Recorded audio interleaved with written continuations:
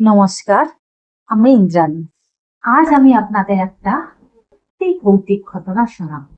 কথা দিচ্ছি, শুনলে আপনাদের গা ছমছম করবে। তারা শেষ পর্যন্ত শুনুন।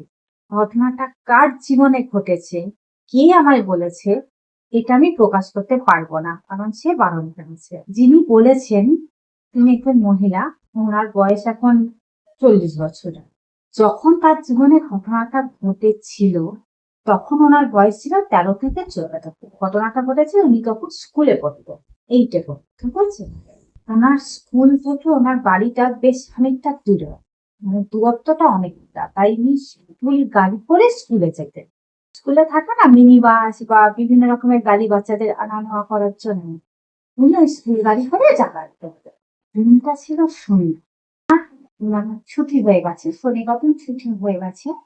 এইবার ওই শনিবার দিনটা উনি তো একা বাসে যান না, স্কুল গাড়িতে তো উনি একা যান না, আরো ক্লাসের মেয়েরা যায়। তা ওনার থেকে প্রচুর ক্লাসের মেয়েদের, মানে 11-12 মেয়েদের স্পেশাল ক্লাস হবে। এবার যেহেতু স্পেশাল ক্লাস হবে, ওদের বাস তো একসাথে ছাড়বে, মানে সবাইকে নামিয়ে তো গাড়ি ছাড়বে না। ও দেখছে বাস ছাড়তে কিছুটা সময় আছে, মানে সবাই আসবে তারপর তো গাড়িটা ছাড়বে। তা ও কি করেছে, ওর নিজের ক্লাসরুমটা একদম মানে রাস্তার পাশে ছিল। ও ঠিক করেছে যখন হাতে কিছুটা সময় আছে, ওর কাছে কিছুটা টিফিন আছে, ও বরং টিফিনটা খাক। স্কুলে দেখবেন একটা হাই বেঞ্চ থাকে, একটা লো বেঞ্চ থাকে। ওই হাই বেঞ্চের উপর বসে, মানে ওর নিজের ক্লাসরুমে অনেক কেউ ছিল না, একা, কারণ ছুটি হয়ে গেছে, সবাই চলে গেছে। ও টিফিন বাটিটা খুলে জাস্ট টিফিনটা খেতে যাবে, হঠাৎ করে এই হচ্ছচি হচ্ছচি চিৎকারটা কিন্তু একদিন না, একাধিক, মানে একজনের নয়, দুজন বা তিনজন বা চারজন, মানে একাধিক জন।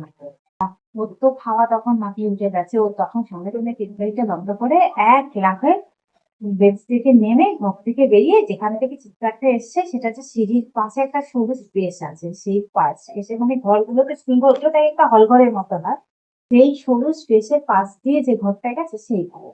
তাও দৌড়ে যখন যেতে গেছে তখন দেখছি ওখানে এতজন জমা হয়ে গেছে, মানে উপর থেকে 11-12 দিদিরা নেমে এসছে, নিচে যারা ছিল কর্মীরা তারা নেমে এসছে, তারপর যারা ফোর্থ ক্লাস স্টাফ থাকে, মানে সব ছুটির পরেই তো সব দিদিমণিরা বাড়ি চলে যায় না, তাই না, অনেকটা থাকে, তারা সবটাই এত ভিড় হয়ে গেছে।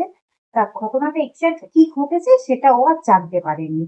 ওইদিকে বাস হর্ন দিচ্ছে, ও তাড়াতাড়ি করে নেমে স্কুল গাড়িতে উঠে বাড়ি চলে গেছে।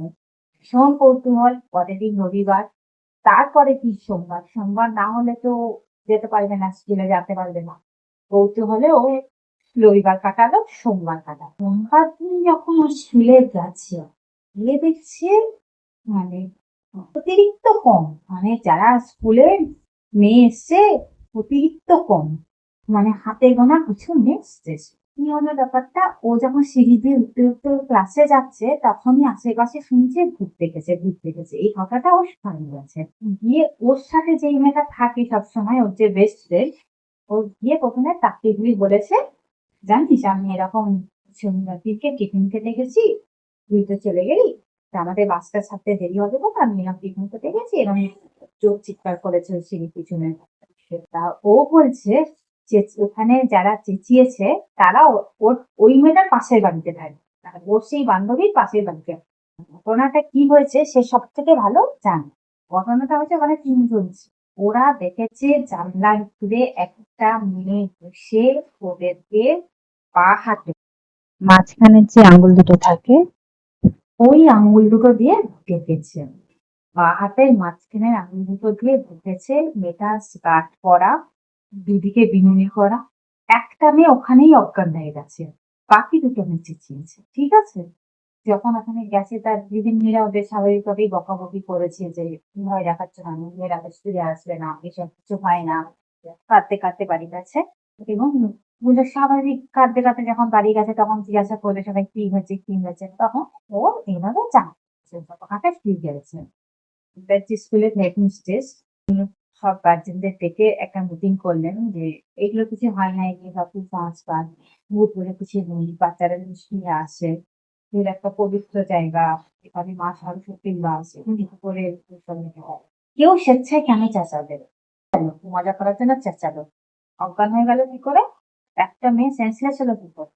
পৃথিবীতে অনেক কিছুই ঘটে। যদি পৃথিবীতে শুভ শক্তি থাকে তাহলে অশুভ শক্তিও এই ছিল ঘটনা।